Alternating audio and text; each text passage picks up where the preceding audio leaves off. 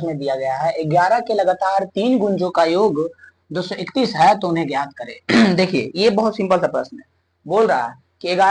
11 के 3 को लगातार गुणज है जो हमको नहीं पता है, लेकिन इतना पता है कि वो तीनों को अगर जोड़ेंगे तो कितना आना चाहिए, 231 आना चाहिए। सिंपल सा ये पूछ रहा है कि 11 के 3 गो गुणज है। अगर आपको ये गुणज जो वर्ड लिखा हुआ ये अगर समझ में आ रहा है तो बन जाएगा। उसका योग जो है 231 है। तो गुणज क्या होता है, जैसे कि दे दिया 15 और 20, तो पूछेगा 15 किसका किसका गुणज है। तो देखिए 15 5 का गुणज है, 3 का गुणज है, जो गुना करने पे वो आ रहा है उसका गुणज हो जाएगा। ये 3 का गुणज हो गया। और 20 पूछेगा तो 20 5 का गुणज है, 4 का गुणज है, तो यही गुणज हो गया। तो इतना तो समझ में आ गया कि 11 के पहाड़ा पढ़ेंगे, जितना बार भी पढ़ते जाएंगे जो भी आते जाएगा वो सब क्या हो जाएगा, 11 का गुणज हो जाएगा। अब एक चीज और बताइए कि 11 का कोई भी दो गुणज अगर उठाएंगे लगातार, जैसे कि 22, 11 दूनी 22, 11 तीन 33, कोई कितना भी उठाएंगे लगातार, लेकिन दो लगातार, तो वो दोनों के बीच में कितना का गैप रहेगा, 11 का ही गैप रहेगा। 11 का पहाड़ा पढ़िएगा तो 11 का पहाड़ा पढ़े पे जितना भी आएगा सबके बीच में कितना का गैप रहेगा, तो 11 का ही गैप रहेगा, 11 का ही गैप रहेगा। तो अगर हम कोई जैसे कि गुणज मान ली है 44, तो इसके लगातार अगला हमको जानना है। पहला हम मान लिए हैं 11 का गुणज 44 और इसके लगातार अगला जानना है, तो इसमें 11 प्लस कर देंगे तो नहीं निकल जाएगा 55, यानी कि 11 जोड़ने पे लगातार वाला गुणज निकल रहा है। बस इतना बात दिमाग में सेट होना चाहिए। अगर ये सेट है तो यहाँ पे एक चीज करते हैं, माना कि पहला गुणज, माना कि पहला गुणज x, अगर हम पहला गुणज x माने हैं तो दूसरा गुणज क्या हो जाएगा,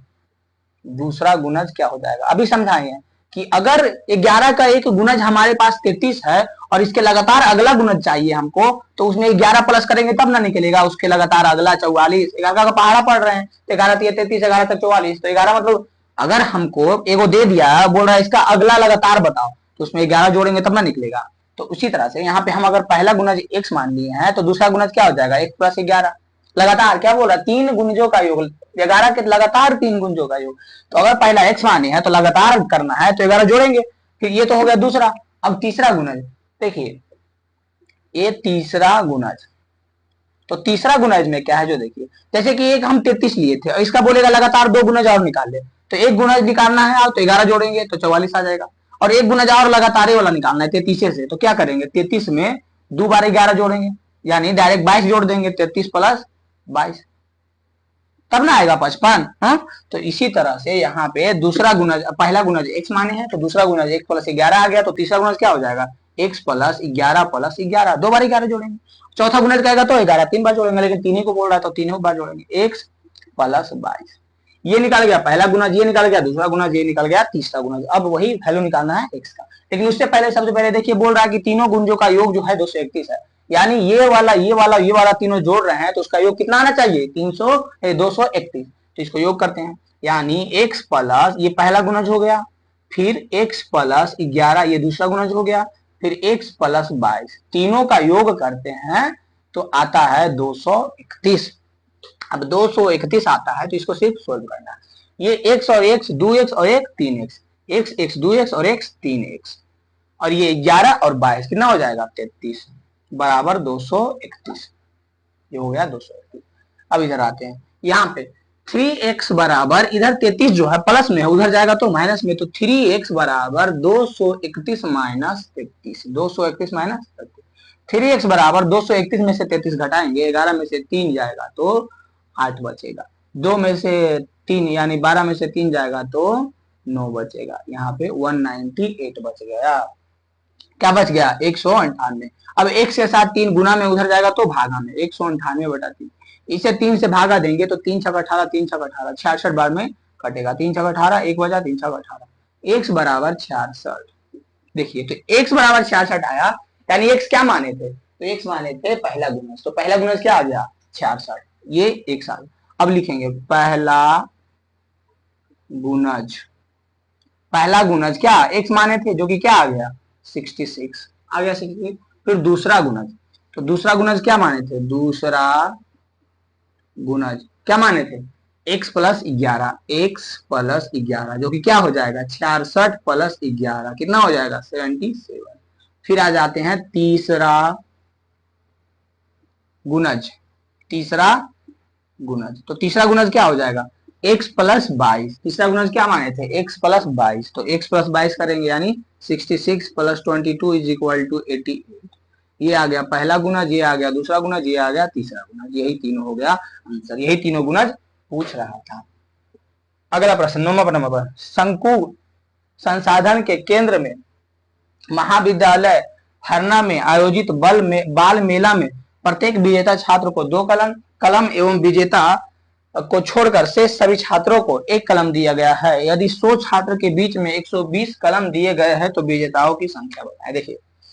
एक तो कोई भी स्कूल था, कुछ भी होगा, मध्य विद्यालय केंद्र फरना जो भी होगा, उसमें एक बाल मेला आयोजित किया गया। तो आयोजित करता है तो उसमें से भाग लेता, तो भाग लिया तो उसमें कुल कितना छात्र भाग लिया, तो 100 छात्र। कुल छात्र कितने हैं, तो कुल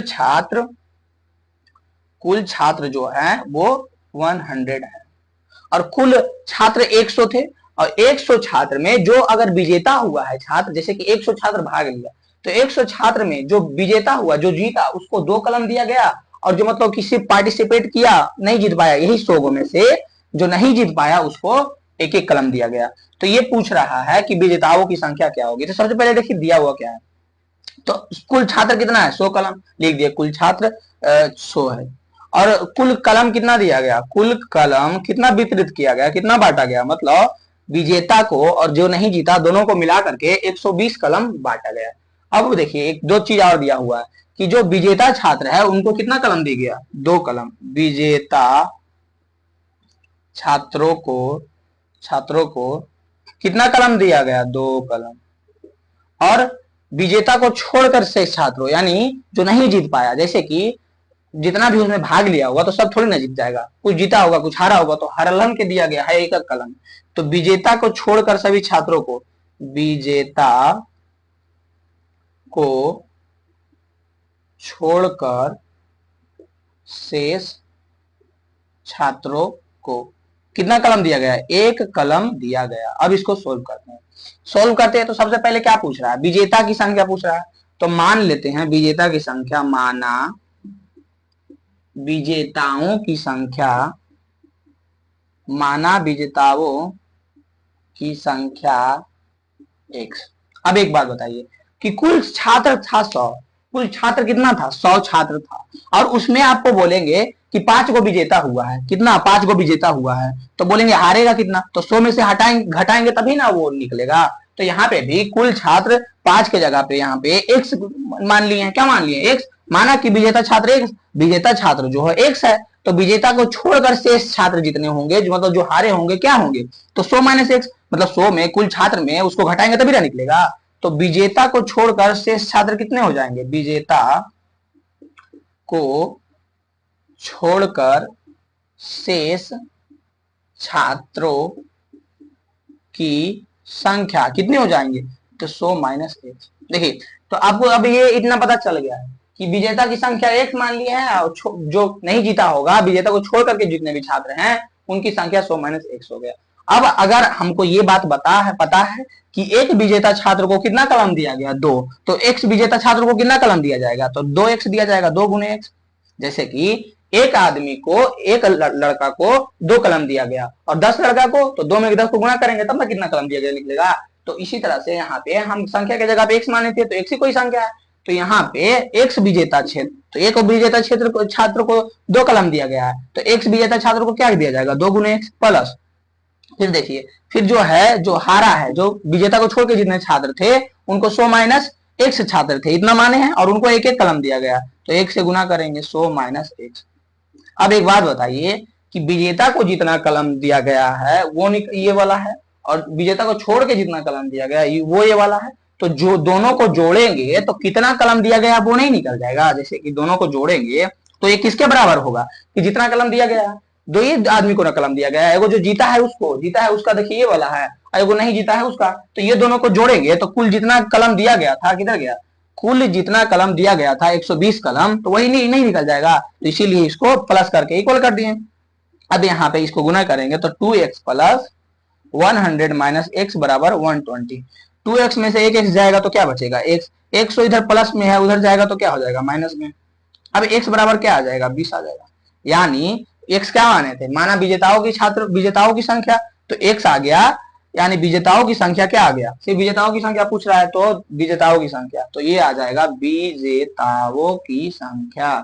मतलब जीतलहन जी है विजेताओं की संख्या कितना आ गया, x माने थे, क्या माने थे विजेताओं की संख्या x, तो x का वैल्यू कितना आया 20, यानी 20 छात्र जीता है। अब एक बात बताइए, विजेता की छात्र 100 गो छात्र था, 20 गो उसमें विजेता है, तो हारे हुए कितना हो जाएगा, तो 100 माइनस 20 कर देंगे, लेकिन प्रश्न में ये पूछ नहीं रहा है, लेकिन आपको खुद निकालना है, तो 100 में से 20 हटा देंगे तो जो हारा हुआ है वो निकल जाएगा, तो क्या 80 छात्र हो जाएगा, 20 में से 100 में से 20 जाएगा तो क्या हो जाएगा 80 छात्र, तो ये निकल गया विजेताओं की संख्या। इस एक्सरसाइज का लास्ट प्रश्न बोल रहा है रवि के पिता की उम्र के तिगुनी से 5 वर्ष अधिक है, 5 वर्ष बाद उनकी उम्र का योग 47 होगा, दोनों की वर्तमान उम्र ज्ञात करें। देखिए दो को बाप बेटा का उम्र पूछ रहा है, तो उसके लिए क्या क्या दिया हुआ जो देखिए, सबसे पहले रवि का उम्र जो है बोल रहा है, सबसे पहले रवि के पिता का उम्र, देखिए अच्छा से जैसे पढ़िएगा ना, तो क्वेश्चन में जो बोल रहा है वो समझिएगा तभी बनेगा अच्छा से, जैसे कि बोला रवि के पिता की उम्र, किसका, रवि के पिता की उम्र, रवि के उम्र के तिगुनी से 5 वर्ष अधिक है, तो एक बात बताइए रवि का उम्र तिगना होगा या पिता का उम्र तिगना होगा, बेटे बड़ा होगा कि पापा जी बड़े होंगे, तो पापा जी बड़े होंगे, यानी कि रवि का जो भी उम्र होगा उससे तिगुना से 5 वर्ष अधिक होगा उनके पिता का उम्र, तो माना रवि का उम्र, माना रवि का उम्र x, अगर हम रवि का उम्र x मान रहे हैं तो उनके पिताजी का उम्र क्या होगा, तिगुने से 5 वर्ष अधिक, रवि से तिगुने से 5 वर्ष अधिक, तो रवि के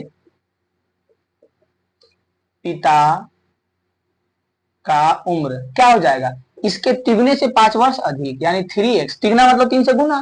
तिगुना का मतलब क्या हुआ 3 से गुना और 5 वर्ष अधिक, तो 3x प्लस 5 हो जाएगा। अब प्रश्न से आइए, बोल रहा है कि उनके 5 वर्ष बाद कितना, 5 वर्ष बाद उनकी उम्र का योग 47 हो जाता है, तो एक बात बताइए 5 वर्ष बाद बोल रहा है, तो ये जो उम्र है ये अभी वर्तमान का उम्र ना है, मतलब ये जो उम्र है वर्तमान उम्र है, लेकिन 5 वर्ष बाद बोल रहा है, तो दोनों में 5 5 जोड़ेंगे, तो प्रश्नानुसार देखिए 5 वर्ष बाद बोल रहा है, तो x में 5 जोड़ेंगे, 5 वर्ष बाद, 5 वर्ष बाद जो है